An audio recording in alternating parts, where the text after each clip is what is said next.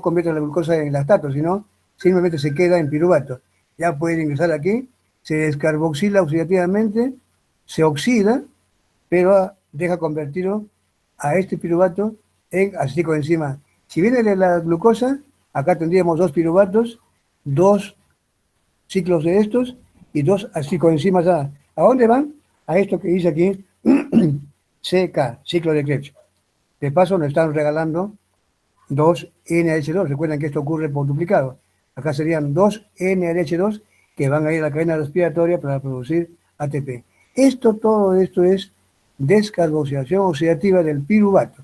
Piruvato que puede provenir no solo de la glucosa, por glicólisis, también puede provenir, como ustedes van a verlo más adelante, de algunos aminoácidos que también al degradarse se convierten en piruvato. Y si hablamos de aminoácidos con fines energéticos, pues tendrán que convertirse en piruvato y de esa forma ingresan a esta etapa, se descarboxilan y entran al ciclo de Krebs. Aquellos que entran como piruvato. Otros lo pueden hacer bajo otra forma, pero al menos aquí tenemos ejemplos de que no, el piruvato no es exclusivo de la glucosa por glicólisis. También lo pueden brindar otros compuestos, como son algunos aminoácidos, que ustedes ya lo van a ver después. Bien, entonces todo esto implicó de que todo esto quedara convertido, el piruvato, en acetilcoenzima, y todo esto ocurre en la mitocondria. Ahora veamos qué va a proseguir. Si digo mitocondria es porque ya estoy hablando de proceso aeróbico, ¿cierto? Entonces veamos ahora el siguiente. Entramos a este famoso llamado ciclo de Krebs. El nombre del ciclo de Krebs responde al que lo estudió Hans Krebs allá por los años, el año 44, describió este ciclo, esta vía cíclica de llamada ciclo de Krebs. Este ciclo de Krebs, como ven ustedes, comienza de la siguiente manera. Comienza donde la acetilcoenzima A, este que acabamos de ver, acetilcoenzima A que puede provenir de la glucosa por glicólisis aeróbica, acetilcoenzima A, esta es la descarboxilación oxidativa quizá, y finalmente este acetilcoenzima A ahora ingresa a esta rueda cíclica de reacciones que se llaman ciclo de Krebs. El acetilcoenzima A que hemos visto aquí tampoco es solo exclusivo del piruvato y también o de aminoácidos. También puede producirse acetilcoenzima A de ácidos grasos. Lo van a ver pronto. Después de mí creo que viene ya el metabolismo de carbohidratos. Y ahí van a ver ustedes de que también los ácidos grasos, en una vía llamada beta-oxidación principalmente, genera grandes cantidades de acetilcoenzima A. Por lo tanto, el acetilcoenzima A no es exclusivo de la glucosa. También puede venir de aminoácidos y puede venir de ácidos grasos. Y bien, ese acetilcoenzima A, como estamos viniendo de la glucosa, tenemos aquí glicólisis, descarboxilación oxidativa, acetilcoenzima A, ya vimos, o sea, aquí nos hemos quedado, todo esto ya antes ya lo hemos visto. Este acetilcoenzima A, ahora por acción de 1, 2, 3, 4, 5, 6, 7, 8 etapas enzimáticas. Aquí todavía había que sumarle algunas más, dos más, que están implicadas en esas etapas, subetapas. Pero en una secuencia de reacciones que donde va a ocurrir procesos de oxidación, una oxidación, otra oxidación, otra oxidación y otra oxidación. 4 oxidaciones, miren, en un proceso secuencial, cíclico, de 4 oxidaciones y 2 descarboxilaciones. Aquí, una descarboxilación, otra descarboxilación. ¿A qué va a conducir toda esta etapa? A que el acetilcoenzima A que hemos visto anteriormente, derivado ya sea de la glucosa, o este camino, o que también puede venir de aminoácidos, o puede venir de ácidos grasos, ese acetilcoenzima A en el llamado ciclo de Krebs, lo que va a hacer es someterse a una serie de etapas de oxidación y descarboxilación, pero principalmente para producir ¿qué? Esto, NADH2, NADH2, NH2, 3 NADH2 y un FADH2. En total son 4 etapas de oxidación que van a generar agentes que van a ir conduciendo a los hidrógenos hasta ¿qué? Hasta esta secuencia, que se llama cadena respiratoria mitocondrial. Aquí está NAD, FMN, coenzima Q, citocromo B, C1, C, citocromo oxidasa y oxígeno, que estos se van a reducir al oxígeno en agua, pero produciendo grandes cantidades de ATP. Todo esto es una etapa mitocondrial. Todo esto va a ocurrir ya, esto está ocurriendo en la matriz mitocondrial. Pues bien, entonces, la primera de estas etapas enzimáticas es la siguiente. La condensación se llama así. Hace el ciclo de Krebs, entonces se inicia con una condensación, una reacción en la cual se van a condensar, se van a juntar el acetilcoenzima A y el oxalacetato. Este oxalacetato o oxalacético se unen y forman un compuesto que se llama el citrato, el ácido cítrico o citrato. Justamente el ciclo de Krebs también lleva el nombre de ciclo de Krebs o ciclo del ácido cítrico, justamente en mención a que el primer intermediario característico de esta vía es el ácido cítrico o citrato. También se le llama ciclo de los ácidos tricarboxílicos. ¿Por qué? Porque miren, aquí están viendo este compuesto, el ácido cítrico, el ácido isocítrico, el ácido cisaconítico, el ácido isocítrico, tiene la característica de tener 3 carbonos. Y de allí también lleva el nombre de ciclo de los ácidos tricarboxílicos, por tener sus intermediarios que están constituidos de 3 grupos carboxilos. Entonces, hablar de llamar ciclo de Krebs, también se le puede llamar ciclo del ácido cítrico o citrato, o ciclo de los ácidos tricarboxílicos. Son sinónimos. Nos referimos a lo mismo, a esta secuencia de etapas enzimáticas cíclicas que provocan la descarboxilación oxidativa, en este caso ya, del acetilcoenzima A hasta CO2, NADH2, que va hasta la cadena respiratoria y convertirlos en agua. Al terminar todas estas etapas, vean que aquí se reconstituye el oxalacético. Quiere decir que estos carbonos que entraron se están yendo. Y lo único que hace es nuevamente entrar en otra etapa. Entran 2 carbonos, se van 2, se regeneran, entran 2, se van 2, aquí se van 2, pero ¿qué es lo que está produciendo al final? NADH2. ¿Para qué? Para ir a la cadena respiratoria, reducir el oxígeno y convertirlo en agua. Y de paso producir grandes cantidades de ATP. La función energética, la función entonces del ciclo de Krebs fundamentalmente es energética, aunque también tiene otras funciones que las vamos a ver después. Miren, esto que les voy a mostrar a continuación, no se haga mucho problema. No es para yo que les pregunte una etapa u otra etapa, sino para que comprendamos cómo ocurre, cómo es que el ciclo de Krebs hace de que estos 2 carbonos que están en el acetilcoenzima A sean liberados y de paso nos estén produciendo este regalito, NADH2 o FADH2, que su función es ir a la cadena respiratoria, reducir el oxígeno hasta agua y de paso producir grandes cantidades de ATP en lo que se llama fosforilación oxidativa, cadena respiratoria mitocondrial. Por lo tanto, es una función fundamentalmente energética, aunque también este ciclo tiene otras funciones, pero destacamos en primer lugar la función energética. Bien, ¿cómo empiezan todas estas transformaciones? Primero, como dije hace un momento, se condensan, se juntan estos 2 carbonos más 4 que están acá, 1, 2, 3, 4, este es el oxalacetato, es un ácido orgánico. 4 más 2 serían 6. Se fusionan y forman este compuesto de 6 carbonos. 1, 2, 3, 4, 5, 6. 6 carbonos, que se llama el ácido cítrico o citrato, que es el que también da nombre a esta vía. Seguidamente, la enzima se llama citrato sinteasa. Esta es una enzima regulatoria. Sí es importante recordarla. Esa es la que regula. En cierto modo, va a decidir cuándo esa etapa tiene que ocurrir y cuándo no. Luego, tenemos también que este ácido cítrico que ya se forma, ahora a continuación, por acción de una enzima llamada aconitasa, va a retirar agua de una posición. Miren, saca acá un hidrógeno de acá, otro de acá, se va como agua y lo deja convertir en este compuesto que toma el nombre de cisaconítico o cisaconitato. La misma enzima vuelve a actuar aquí. Esta agua que la sacó de acá, la repone pero más abajito. Miren, simplemente lo que hace es cambiar este grupo OH a esta posición de aquí a acá. Ya está. Y eso se llama, esa conversión de ácido cítrico a isocitrato, pasando por un intermediario que se denomina cisaconitato, es catalizada por la enzima llamada aconitasa. Quita agua y la repone más, la quita de un sitio y la repone en otro. Y en eso pasa por este intermediario que se llama el ácido cis-aconítico. Nada más es un intermediario fugaz, podríamos decir, pasajero.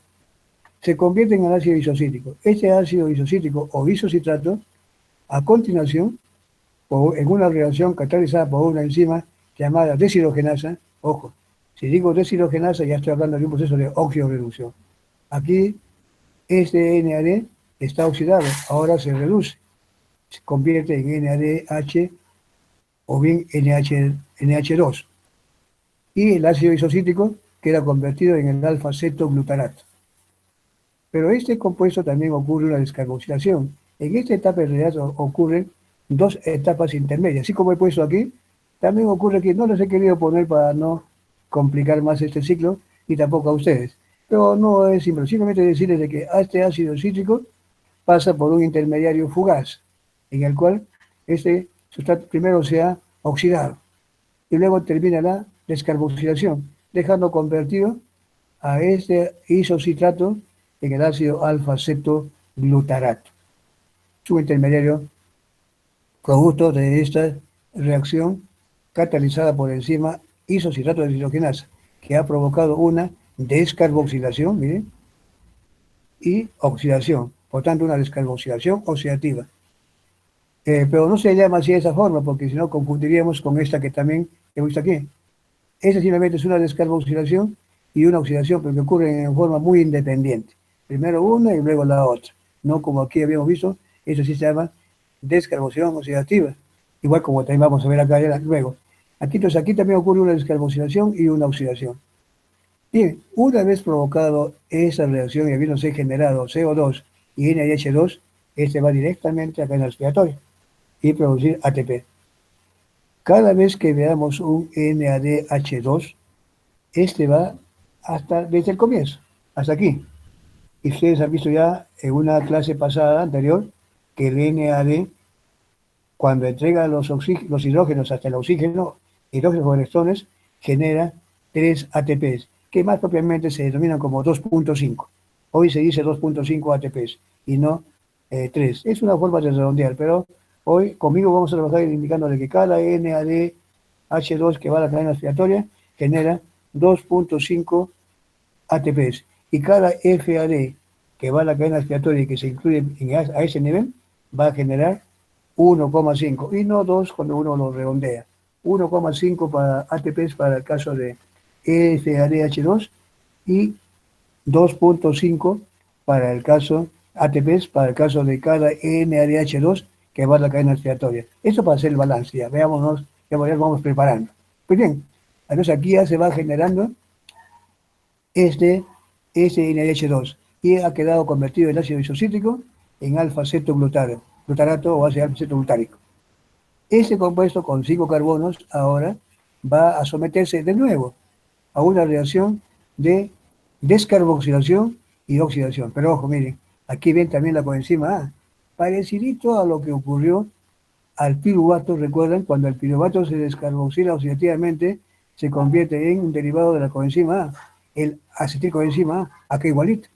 Alfa-cetoglutarato con la coenzima A se descarboxila y además se oxida, queda convertido en un succinilcoenzima A de 4 carbonos. Esta reacción es catalizada por una enzima que tiene las mismas características de esta que hacía ese paso, de piruvato a coenzima A, ¿cierto? ¿Qué se llamaba? Era una descarboxilación oxidativa del piruvato. Ahora, esta es una descarboxilación oxidativa del alfa-cetoglutarato. ¿Qué se llama la enzima? Tiene un nombre especial, alfa-cetoglutarato deshidrogenasa. Acá también, entonces, ustedes me dirán, o sea que si es parecida a esta, es un complejo multienzimático. También está formada por una E1, E2, E3 y las 5 vitaminas, es decir, el ácido lipoico, el ácido pantoténico, la riboflavina, ¿recuerdan? Las 5, si ustedes quieren, les voy a regresar un poquito, un ratito más rápido. Aquí, miren, mejor acá le pongo, miren, aquí están, la E1, E2, E3. Y aquí tenemos 1, 2, 3, 4, 5 cofactores. Y todos los 5 cofactores son componentes del complejo B. ¿cierto? Ácido pantoténico, tiamina, todos son complejo B. Esto mismo, solo que ahora la enzima no se va a llamar piruvato de desogenasa, ahora se va a llamar la alfa-cetoglutarato deshidrogenasa. Esa es la diferencia. Después todas las demás características son igualitas. Entonces, esa reacción provoca una descarboxilación oxidativa del alfa-cetoglutarato en succinilcoenzima A, generando no solamente descarboxilación, sino NADH2 o NADH más H. ¿A dónde va? A la cadena respiratoria. Ya tenemos acá 2.5 más 2.5, ojo, ya estamos sumando, ya están produciendo 5 ATPs. Bien, el succinilcoenzima, producto de esta descarboxilación oxidativa del alfa-cetoglutarato, o este complejo, ahora va a someterse a una reacción siguiente, la succinilcoenzima sinteasa.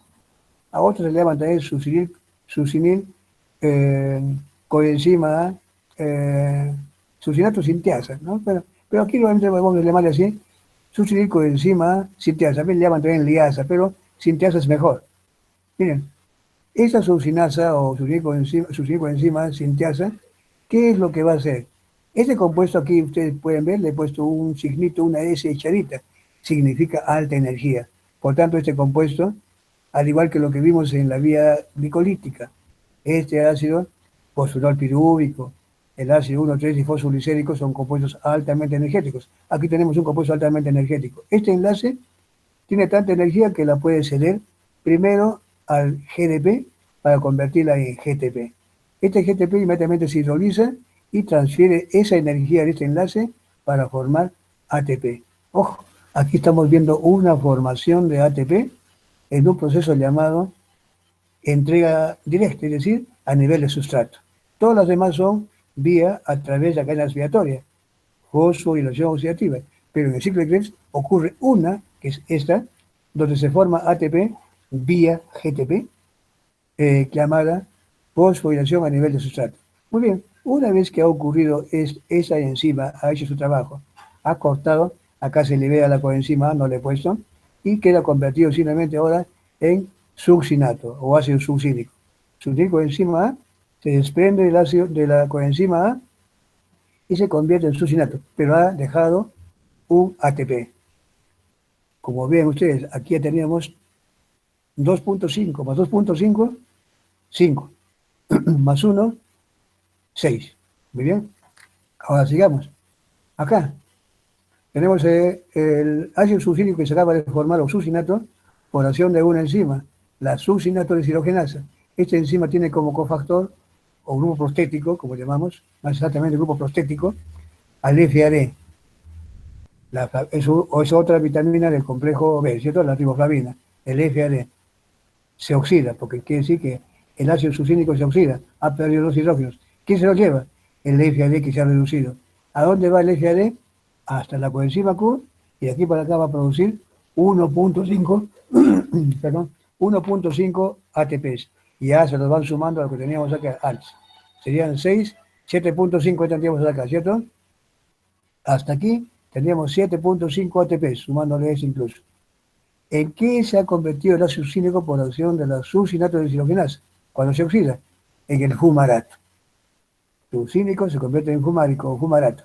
Este fumarato, por acción de una fumarasa que es una enzima hidratasa, la hidrata. Y miren lo que hace aquí, entrega un hidrógeno en este sitio o lo eche para acá y deja convertido a este compuesto en este que se llama ácido málico o malato. El malato, ahora por acción de la última enzima que va a cerrar el ciclo, la malato deshidrogenasa. ¿Qué va a hacer? Como dice deshidrogenasa. Entonces esta enzima va a oxidar. ¿Qué quiere decir oxidar? Quitar hidrógenos. Muy bien. El ácido málico se oxida, retira este hidrógeno. Mira acá, viendo. Uno de acá y otro de acá. Mira acá, perdón.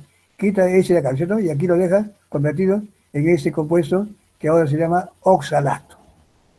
Entonces ahora tenemos esta sustancia convertida en, acá lo puse, esto debía estar acá, miren, por si acaso, mil perdones, este OH debía estar acá. Porque si le quito acá, este va a quedar como OH acá, al revés, ¿cierto? Si le quito acá ese hidrógeno de acá y de acá, acá quedaría el CO, y acá le he dado la vuelta nomás. Acá este OH debería ponerlo para que sea más exacto, aquí arriba, para que al quitar los hidrógenos se quede como está. Eso es lo que ha pasado acá, recién me doy cuenta que lo invertí, pero no hay problema. Lo cierto es que este compuesto se pone hidrógeno de acá, otro de allá, y queda convertido en este que está aquí. ¿Qué cosa es esto? El oxalacetato. ¿Y qué es el oxalacetato? El compuesto que dio inicio a todo. Este que se fusionó y que se unió. Pero de paso nos ha dejado esto. Un NADH2, que si va a la cadena respiratoria, acaba de producir 2.5. Más 7,5 hacen ¿cuánto en total? 10 ATPs. ¿Cuál es la producción neta?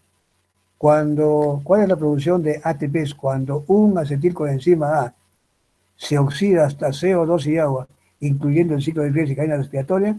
La respuesta es 10 ATPs, incluyendo este ATP a nivel de sustrato. Es decir, que 9 son cadena respiratoria mitocondrial y 1 a nivel de sustrato. Pero en general son 10 ATPs por cada acetilcoenzima A. Y si ustedes miran, pero esto viene de la glucosa. Pues de la glucosa se formaban 2 piruvatos, 2 acetilcoenzimas A, o sea, 2 descarboxilaciones y 2 ciclos de Krebs.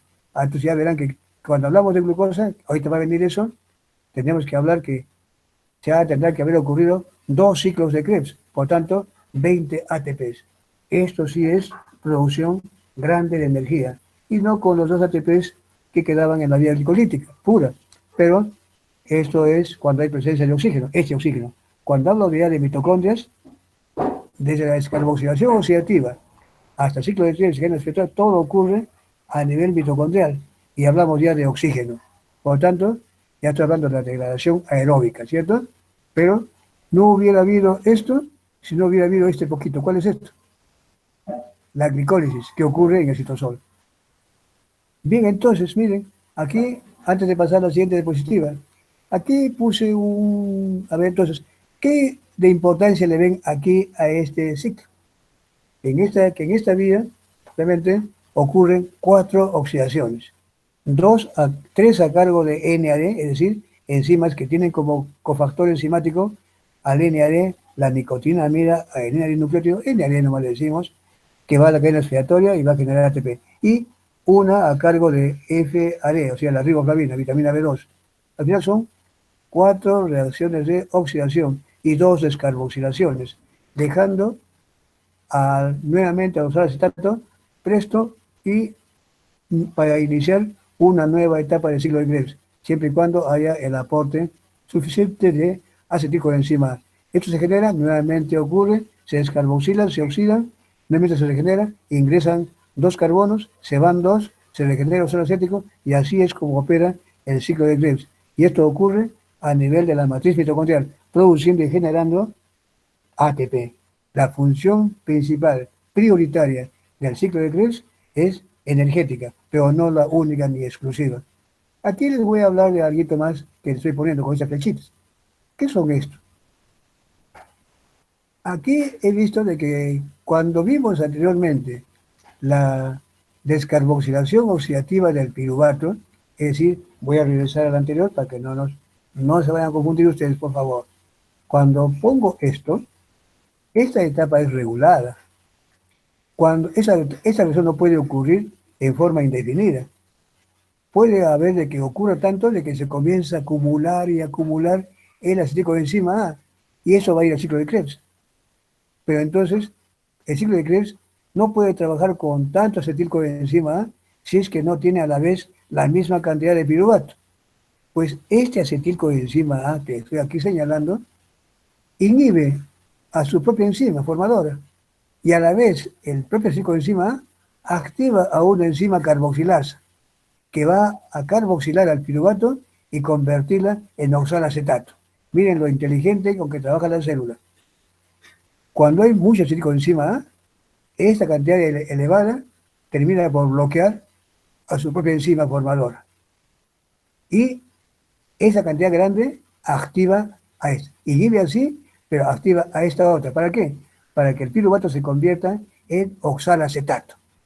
La carboxilación del piruvato, esta piruvato carboxilasa que ahorita vamos a verla, es la que convierte al piruvato en oxalacetato. ¿Para qué? Para que tenga suficiente cantidad de oxalato para que pueda fusionarse con acetilcoenzima A. Entonces, esto, vuelvo aquí nuevamente, y aquí tenemos esto.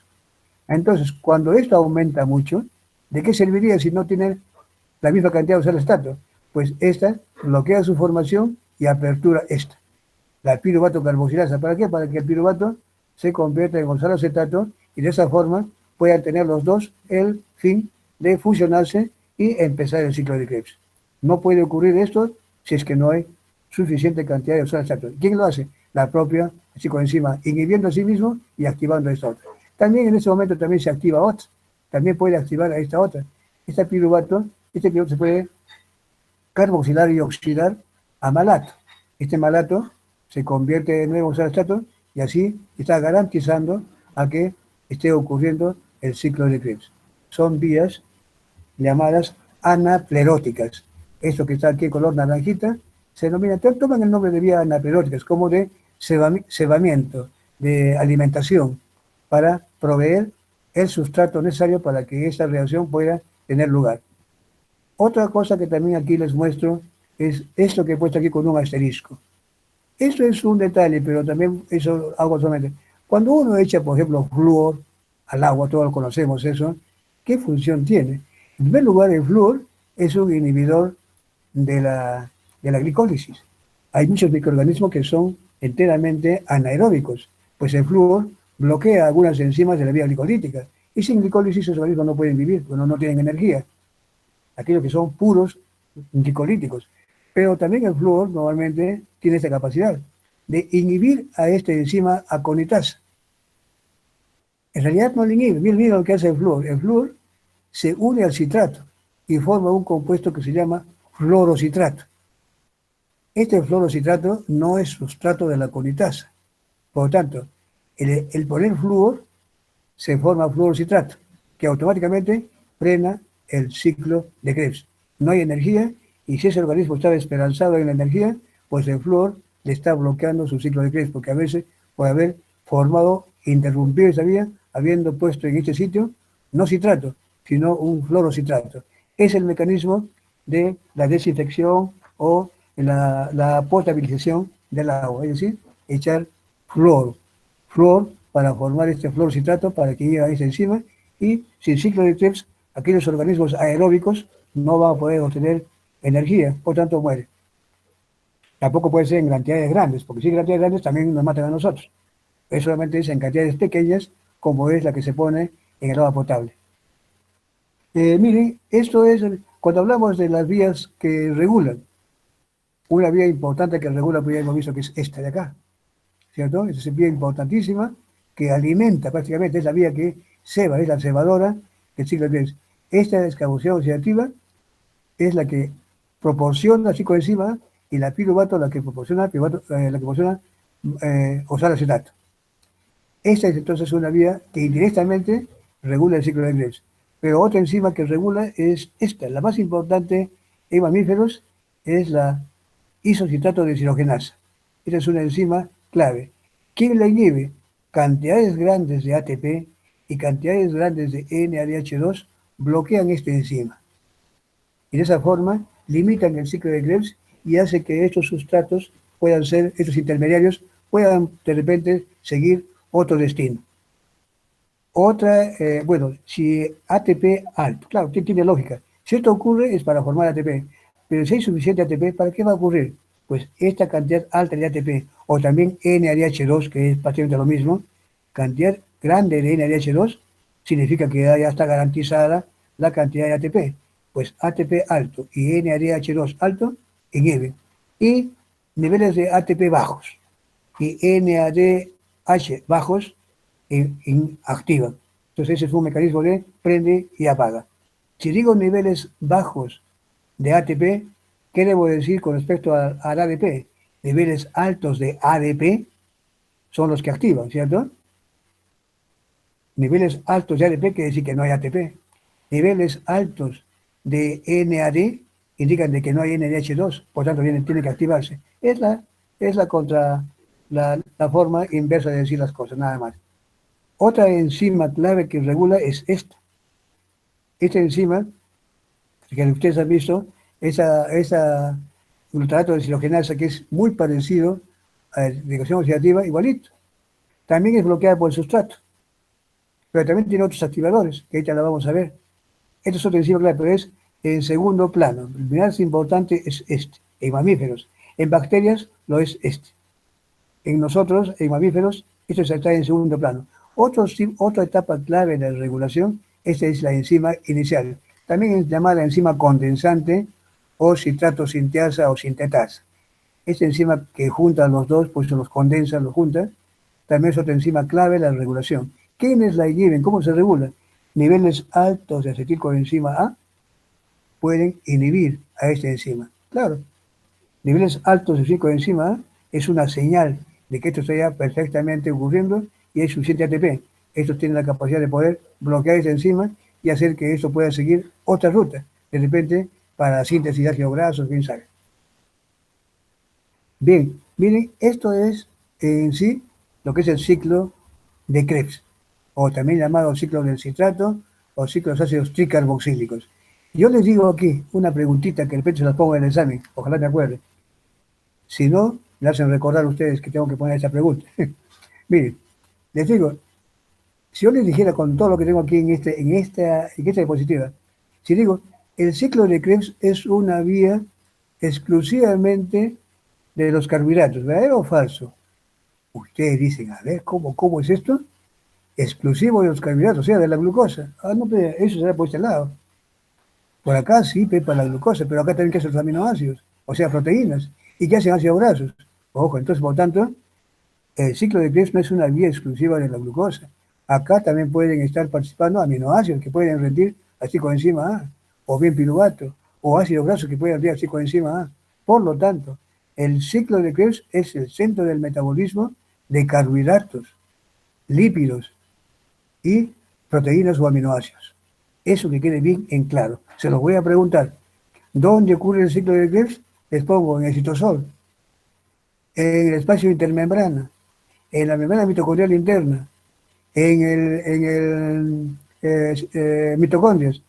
¿Dónde podrían poner? O es en la mitocondria, ¿cierto?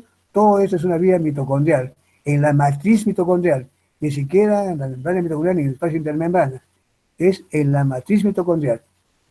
Allí ocurre. Yo les podría decir otro hecho. Su función es exclusivamente energética. Bueno, hasta ahorita con lo que les he dicho, siempre verdaderamente ustedes me dirían, siempre energía, porque solamente ese está del brazo con la cadena respiratoria, y por tanto ya ustedes saben de que la cadena respiratoria es producción de energía a través de fosforilación oxidativa. Sí, pero yo les he dicho de que también, ahorita vamos a hablar de que este ciclo de Krebs también puede participar en otras vías. Me voy adelantando ya, les voy diciendo. Es, cuando hablamos, ustedes van a hacer pronto en el siguiente capítulo el metabolismo de los lípidos. Y ahí van a hablar ustedes de la síntesis de lípidos. Y les van a decir que los lípidos se sintetizan a partir de acetilcoenzima A. Así es. La pregunta que les van a hacer allí, ¿dónde se forma acetilcoenzima A? Acetilcoenzima, por lo que están estudiando conmigo, sea de aminoácidos, ácidos grasos o de glucosa, estas etapas, esta formación se ocurre solamente en la mitocondria. Esta beta oxidación que ustedes van a ver ocurre en mitocondria, produciendo acetilcoenzima A. La descarboxilación oxidativa del piruvato ocurre en mitocondria. Y algunos aminoácidos se convierten en acetilcoenzima A en la mitocondria. Por tanto, la producción de acetilcoenzima A es exclusiva de la mitocondria, sea por un camino o por el otro. Y si queremos formar lípidos, y digo que es a partir de acetilcoenzima A, lo que ustedes tienen también como base es de que la síntesis de lípidos ocurre en el citosol. Ah, pues entonces esto sale para afuera. Pero ocurre de que esta acetilcoenzima A no puede salir de la mitocondria. Esto le impide, su estructura misma le impide salir. Entonces, ¿cómo hace para salir, para ponerse a disposición? Aquí está el ciclo de Krebs. Esta reacción de la citrato sinteasa hace posible que el acetilcoenzima A se convierta en citrato. Y citrato, si es que eso ya suficientemente, ya no hay necesidad de más ATP, este citrato opta por salir de la mitocondria al citosol y por una enzima que la va a fraccionar, llamada citrato liasa, la desdobla nuevamente en aceico de enzima A y oxalacético, y sí, ocurre esto, pero no con la misma enzima, sino otra. Eso ocurre en el citosol, pero y ahí recién se reconstituye el acetocoenzima A. Y no es que haya salido acetocoenzima A, sino sale a través, bajo la forma enmascarada de citrato. Entonces, gracias citrato por haber llevado el acetilo hacia el citoplasma. Y allí es donde ya toda una maquinaria, ustedes van a ver cómo va de enzimas, va a permitir la síntesis de ácidos grasos. Entonces, ya puede decir, simplemente volviendo a lo mismo. Entonces, ¿qué función tiene el ciclo de Krebs? Energética puramente no. Bajo ciertas circunstancias, el ciclo de Krebs también puede brindar citrato para la síntesis de ácidos grasos. Sacar, desalojar hacia el citosol. Es otra función. Por otro lado, también van a ver ustedes más adelante, en otro capítulo, que nosotros tenemos la capacidad de sintetizar el grupo hemo que caracteriza a muchas proteínas, llamada, entre ellas la más conocida es la hemoglobina, pero no es la única, hay muchas. Este grupo hemo se forma a partir de succinil coenzima A. Acá si me voy a ver, acá voy a poner una C más, succinil, pues es succinil coenzima A. Este succinil coenzima A realmente se genera en el ciclo de Krebs y no siempre, obligadamente, todos estos intermediarios del ciclo de Krebs, a esto llamo yo intermediarios, a los que están aquí, estos son intermediarios. Este es un cebador.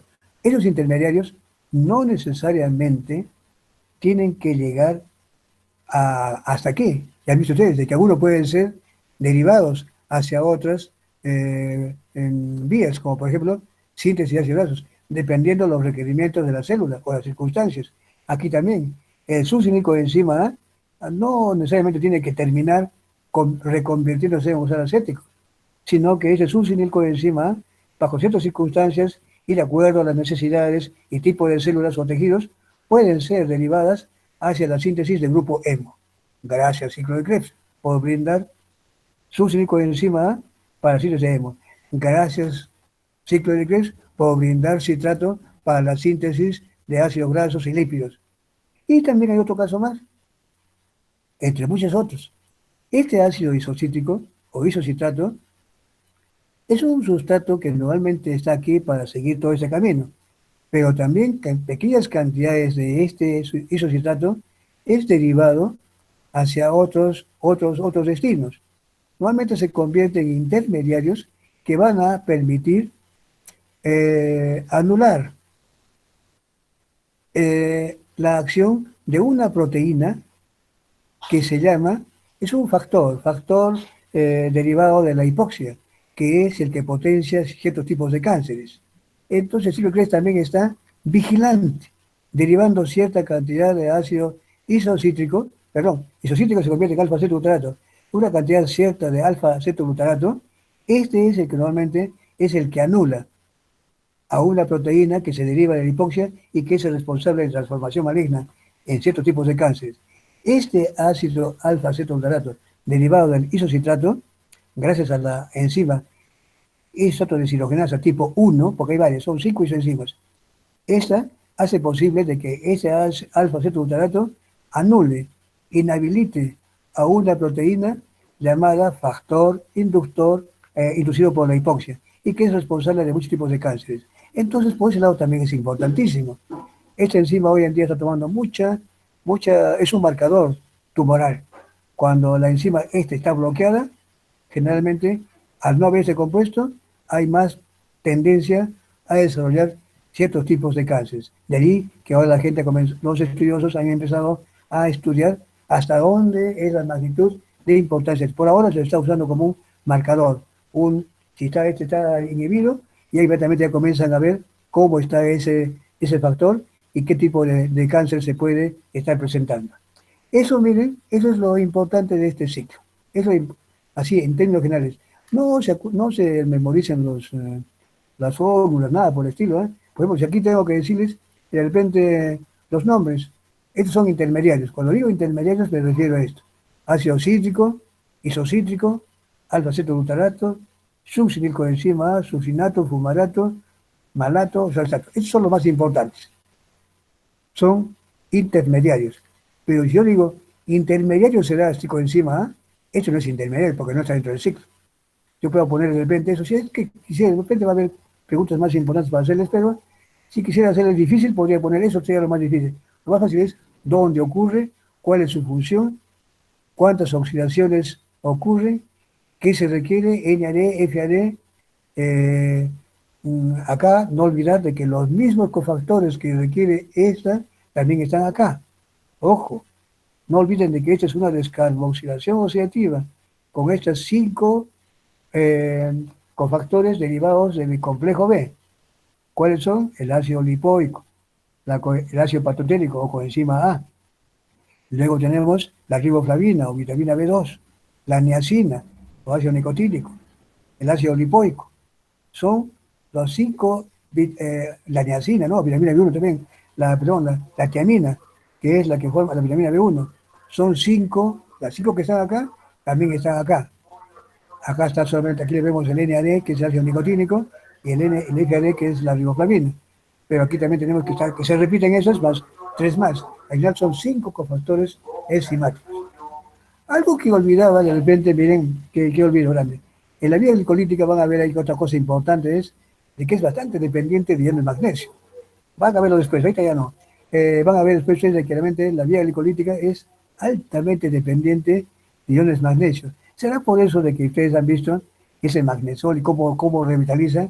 Aquí también hay muchos, no lo he puesto, pero hay muchas razones que requieren de magnesio. El magnesio está prácticamente presente en muchas etapas, muchas reacciones, donde hay quinasas, ahí está el magnesio, y en muchas otras. Por lo tanto, de ahí veremos de que la gran importancia del magnesio en la dieta, ¿no? Como cofactor inorgánico de muchas enzimas. La vía glicólica está plagada de magnesio. Ustedes van a ver que el magnesio está metido en todo. No olvidé decirles exactamente eso. Bien, vamos a seguir entonces con lo siguiente que viene a ver. Miren, ¿cómo se regula el ciclo de Krebs? Una que les dije hace un momento. Una regulación está creada a nivel de la piruvato deshidrogenasa. Ya eso ya lo habíamos visto, ¿cierto? Aquí no lo voy a hacer más. También pueden inhibir a otros. Mira, aquí está todo como el piruvato. Aceticoenzima A. Cuando aumenta puede bloquear. Acá está con signo negativo. Bloquea. Pero a la vez aceticoenzima A. Aquí vemos que esto está acá aceticoenzima A. Acá viene y activa a la carboxilasa para proporcionar, o sea, para que esto tenga razón de unirse. Aquí también el NADH2, cuando aumenta mucho NADH2, igual que el coenzima A, también inhibe su propia formación. El ATP también lo bloquea. Claro, si está formando mucha cantidad, quiere decir que ya está suficiente cantidad de ATP. El ATP alto tiene una lógica, ¿no? NADH2 altos, ATP alto, así coenzima A alto, y eso ya indica que ya está suficiente ATP. La bloqueamos aquí, pues. Entonces, eso ya lo habíamos visto antes, junto con también las otras enzimas propias del ciclo de Krebs, que son la isocitrato de deshidrogenasa, el complejo también de la alfa-cetotrato de deshidrogenasa, y la enzima, a ver si recuerdo acá, esta, que son esta otra, y esta, que son enzimas que regulan propiamente el ciclo de Krebs. Perdón, es el ciclo de Krebs, claro. Entonces ahora vemos, pasando a esto, esta es otra cosita que ya les dije hace un momentito. Miren, eso no para que se hagan problemas con eso, por favor. Eso solamente es para ampliarles un poquito más. Solamente de acá saquen lo siguiente, de que el alfa-cetoglutarato es importantísimo porque bloquea, en primer lugar, activa. El alfa-cetoglutarato activa una hidroxilasa que va a degradar a este HIF, que es una proteína que se denomina factor inducido por la hipoxia y que es responsable de cánceres. Cuando no hay alfa-cetoglutarato, no se activa esta hidroxilasa y esta hace de las suyas. No hay quien la destruya y esta comienza a generar todas estas señales que no son nada buenas. Esto ya es para producción de cáncer. Esto es lo que ustedes tienen que ver. No vean otros detalles acá. Entonces, cuando esto falla, no se forma este compuesto que es el responsable que hace todo eso. no se da esta inhibición y en lugar de ser degradado, hace esto, que no es nada bueno. Esto es lo que ustedes tienen que realmente sacar de esta diapositiva. No vean toda esa cosa acá, entonces baja tensión, que voy a preguntar sobre qué provoca esto, la tensión. No. Simplemente de que la importancia del ciclo de Krebs es que también tiene la oportunidad de brindarnos alfa-cetoglutarato, que normalmente, por acción de esta enzima, ¿qué hace? Alfa-cetoglutarato. ¿Qué cosa es lo que hace esto? Inhibir, o sea, evitar bueno, activar una hidroxilasa para que degrade a ese factor. Cuando no hay activación de hidroxilasa, no se degrada y sigue otra ruta. Eso es nada más, si es que les quiero preguntar, pero yo voy a hacer en forma general, ¿para qué sirve el ciclo de Krebs? ¿Qué funciones, qué importancia tiene? ¿Ya? Muy bien, vamos a seguir con lo siguiente. Acá está, para ya pasar a otra cosita, tenemos ahora lo siguiente. Esta es la degradación completa. Ahora sí, mire, ya veamos, todo va a ser por ustedes lo más sencillo. La glucosa, por acción de la isoquinasa, acá también les había hablado una cosita, un detalle, pero que no les mencioné a tiempo. Esta reacción también puede ser llevada a cabo por una enzima que se llama glucoquinasa, pero es exclusivamente hepática, mientras que esta isoquinasa es en todas las células. Cuando hablamos de glucoquinasa, es otra enzima, también llamada exoquinasa tipo 4, ¿ok? Una exoquinasa 1, 2, 3 y 4. La 1, 2 y 3 es esta que he hablado yo hasta ahorita. Pero hay una glucoquinasa que es la 4, que es exclusivamente hepática. De esta vamos a hablar después. Pero miren, la glucosa ya se fosforila. Todo esto que viene a hacer, esto prácticamente es la vía glicolítica. Todo glicólisis. Esto es, si juegas al lactato, sería puramente glicólisis anaeróbica. Si es en presencia de mitocondrias y oxígeno, eso se queda acá nomás, piruvato. Estos dos piruvatos se van a la mitocondria. Estos dos piruvatos ingresan, se descarboxilan oxidativamente. Como son dos, cada descarboxilación genera un CO2, entonces 2 CO2 más 2 NADH2. ¿A dónde van? A la cadena respiratoria. Producir, ¿cuántos? 2.5 ATPs. Luego se generan, estos dos piruvatos se convertirán en dos acetilcoenzimas A, generando dos ciclos de Krebs. Cada ciclo de Krebs, habíamos visto cuánto generan. 10 ATPs cada ciclo de Krebs por cada cicloenzima. Como son dos, serán 20. Ahora la pregunta aquí es, ¿cómo hago el balance total? ¿Cuántos ATPs le significan a la célula de ganancia por cada mol de glucosa que se degrada hasta CO2 acá? Acá te dice CO2 y agua, porque esto se va a convertir después en agua. Si no, el oxígeno se usa y se convierte en agua en la cadena respiratoria. ¿Cuánto es? Si yo pongo glucosa más oxígeno, CO2 y agua, quiere decir que estoy hablando de todo eso. Estoy incluyendo glicólisis, descarboxilación oxidativa del piruvato, ciclo de Krebs y cadena respiratoria. La pregunta es, ¿cuántos ATPs? Simple, lo contamos. Ya ustedes saben, ¿cuántos ATPs genera el ciclo de Krebs? 2 ATPs, ¿cierto? Netos. Claro, se invertían 2 y se producían 2, 4. La ganancia es 2. Entonces, ¿cuántos ATPs netos de la vía glicolítica? 2, ya tenemos 2. Ahora, vamos a dejar por lado un ratito eso de las aleras.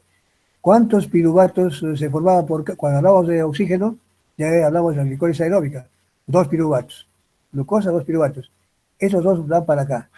Y hay 2 descarboxilaciones. Serán entonces 2 NH2. 2 serían, o 2.5, porque cada NADH2 genera 2.5. Serían 5 ATPs, más 2 de la vía glicolítica, ya van 7. 7, más 2 acetilcoenzimas A, es decir, 2 ciclos de Krebs. Cada ciclo de Krebs generaba 10 ATP, recuerden. Estos generan hasta acá son 9 más 1 a nivel de sustrato, 10 ATPs. Como son 2, 20. 20 más 7, 27 ATPs. Pero eso nomás, hasta ahí parecía que sí, pero hay un detalle. Cuando hablamos de la vía glicolítica, bajo estas condiciones, ya no es glicólisis hasta ácido láctico, es hasta piruvato. Cuando el piruvato normalmente se convertía en lactato, estos NADH2 que estoy señalando, se convertían, acá se volvían a usar, ¿sí? ¿Recuerdan? Se reducía y se gastaban. Pero ahora resulta con que acá el piruvato se introduce de frente a la mitocondria. Estos NH2 ya no tienen, ya no pueden hacer esa exposición, de aquí no más quedar. Ahora resulta de que esos NH2 se han quedado fuera, sin ser usados, y no puede haber por ningún motivo un desbalance entre NADH2 y NAD, porque eso es básicamente algo que no tolera la célula. No puede haber un desbalance entre NAD oxidado y NAD reducido. Tiene que estar en equilibrio. Como acá no se está consumiendo, como lo hacían en la vía glicolítica, recuerden, acá se producía y la glicólisis lo retomaba aquí. Ahí no había ningún problema. Pero acá, al irse el piruvato, no le está dando motivo a ese NADH2 a que se consuma. Se quedan fuera, con el peligro de que puede provocar una acidosis. Entonces, estos ahora tienen que ver la necesidad de una forma u otra también reclamar su derecho de ingresar a la mitocondria. Y lo hace. Como estos son triosas, acá había dos, acá también se habrán generado dos NADH2 que le vamos a llamar ahora NADH2 extramitocondriales, están fuera de la mitocondria. Esos reclaman también, bueno, si no se usó acá, ahora porque también quieren entrar a la mitocondria, pues bien, lo van a hacer. Y lo hacen a través de las lanzaderas. Hay dos tipos de lanzaderas. No les he puesto aquí el dibujo, me parece que se me pasó. Se los puedo enviar después, o si no, simplemente, porque no le pienso preguntar, le di solamente lo que es el concepto en el sí. Hay dos tipos de lanzaderas. Lanzaderas son sistemas, mecanismos enzimáticos. Por ejemplo, una que es muy sencilla de comprender.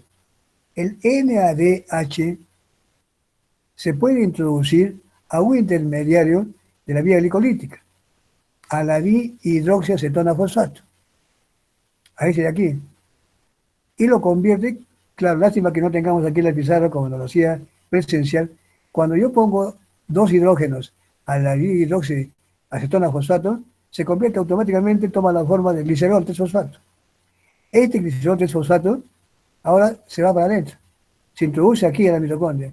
Y en la mitocondria hay otra enzima que hace lo contrario. En lugar de reducirla, ahora la oxida, retira los dos hidrógenos, los reconvierte en la dihidroxi que vuelve aquí, y aquí se queda convertido en NAD, perdón, pero esa enzima ya no es NAD, recibe un FAD.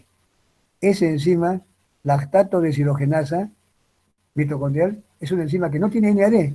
Acá le entregó un NAD, pero aquí adentro se hace descargar con un FAD. Un FAD que ahora se va a convertir en FADH2. Y si estamos en la cadena, en la mitocondria, esto va a ir hasta acá y va a producir 1.5 ATPs. Ah, pero son dos. Entonces producirá dos FADH2 aquí adentro, haciendo uso de esa lanzadera del glicerol 3-fosfato, que aquí lo recibe de un NADH2 y aquí se lo entrega a un FADH2, que va para acá y va a generar 1,5 más 1,5, 3 ATPs. Por lo tanto, si tendríamos 27 antes, más 3, ya serían 30. Pero eso es si es que usa la lanzadera de glicerol 3-fosfato. Pero también hay otra lanzadera, la lanzadera del malato oxalacetato. Aquí afuera también existe una deshidrogenasa, así como esta que está aquí, que estoy señalando, que operaba de aquí para acá. Ahora hay una, encima que hay un oxalato que puede recibir y lo convierte en malato. Este malato ingresa hasta acá y se convierte en oxalacético y genera NADH2. Esta sí es con NADH2, porque hace uso de esta reacción. Entonces, aquí hay dos lanzaderas. Y si es NADH2, se van a generar aquí adentro, ¿cuántos NADs? Dos NH2, ¿cierto? Porque NH2 le entrega a este NH2 aquí y por tanto van a generar 2.5 más 0.5, 5 ATPs. 27 más 5 harían 32. Si es por la lanzadera de glicerol, serían 3 ATPs, que harían 30 en total. Si es por la lanzadera del NADH, del malato o salstato, darían 5 ATP, serían 32 ATPs en total. Entonces simplemente, ahora entonces el balance. De todo lo que tenemos de los 27, habría que sumarle 3 o, 3 o 5 ATPs, dependiendo qué lanzadera haya utilizado. Por eso es que se puede tomar como igual 30 o 32 ATPs y eso es lo normal. ¿Cuándo? Cuando la glucosa se degrada totalmente hasta CO2 y agua. ¿Qué quiere decir esto? Cuando yo les pregunto a ustedes, de repente pongo una pregunta así, la degradación completa de la glucosa hasta CO2 y agua requiere de vía glicolítica. ¿Qué me responderían ustedes? Sí, pues claro. Si no, ¿cómo va a entrar acá? Si acá entra como piruvato, no entra como glucosa. Tiene que usar vía glicolítica. Implica descarboxilación oxidativa del piruvato. Claro, aquí está. Requiere mitocondrias, por supuesto que tiene que estar, acá está. Requiere de citosol, claro, pues ahí ocurre la vía glicolítica. Requiere cadena respiratoria, claro. Ocurren descarboxilaciones, por supuesto, aquí están todas las descarboxilaciones. Todo eso es lo que tienen que ver. Si por allí yo pongo algo que no esté, ya ustedes pueden, por ejemplo, yo podría decir, la reacción de la cadena respiratoria no requiere de cadena respiratoria, claro, entonces ¿dónde se produce todo el resto? Eso sería lo falso, para marcar lo falso. O bien pongo una serie de falsedades y ahí solamente pongo una que es correcta. Pero acuérdense que cuando yo digo degradación completa, me estoy refiriendo al total. Es decir, desde incluyendo vía glicolítica, formación de las tiosas, introducción del piruvato, descarboxilación positiva del piruvato, las dos que están aquí, con todas sus características, ciclo de Krebs y cadena respiratoria. Todo esto, de último, o sea, por tanto, se requiere de citosol y se requiere de mitocondrias. Eso es lo que implica ciclo de Krebs y degradación completa, mejor digo ya, glicólisis, descarbonización oxidativa y ciclo de Krebs en total. Eso es. Y aquí justamente para subir, para hacer nuevamente vuelta, un paréntesis para grabar, miren aquí el balance energético de la degradación completa de la glucosa. Atención, aquí está justamente ya resumido para que ustedes lo puedan ver. De la glicólisis, 2 ATPs netos. 2 NADH extramitocondriales, que a través de las lanzaderas, ya sea de glicerol, fosfato o del malato, o sea, acetato, son 3 o 5. 2, como son 2 piruvatos que se formaban, habrá 2 descarboxilaciones oxidativas del piruvato. Como son con NAD, 2 NADs generan 5 ATPs. Y 2 ciclos de Krebs, que se van a generar también 2 acetilcoenzimas A, harán 20. Sumado todo, da 30 o 32. Toda la diferencia de 2 depende si ha usado esta lanzadera o la otra. ¿Cierto?